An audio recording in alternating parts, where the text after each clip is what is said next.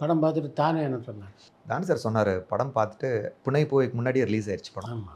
அது launching film மாரி அதான ஆயிருச்சு. ஃபர்ஸ்ட் படம் ஆயிடுச்சு. ஸோ வந்து அது படம் பார்த்துட்டு நான் ப்ரிவ்யூ ஷோக்கு நான் கூப்பிட்டேன் தானு சார. கூப்பிட்டு கேட்டுட்டே இருப்பாரு தானுன்னு.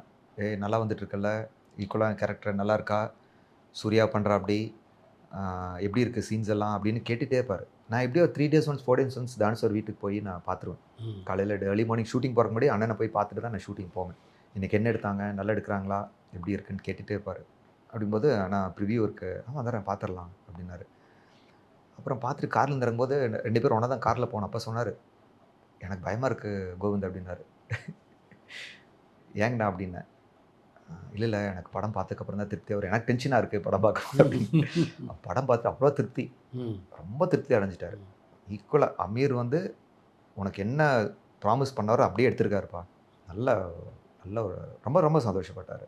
இன்ஃபேக்ட் வந்து எனக்கு அடுத்த படம் வந்து பண்றதுக்கு புனை போய்க்கு அப்புறம் பண்ணா, "நீங்க அமீர் கூட்டிட்டு வா நம்ம கதை கேட்கலாம்" அப்படின்னாரு. ஓ! ஆமா.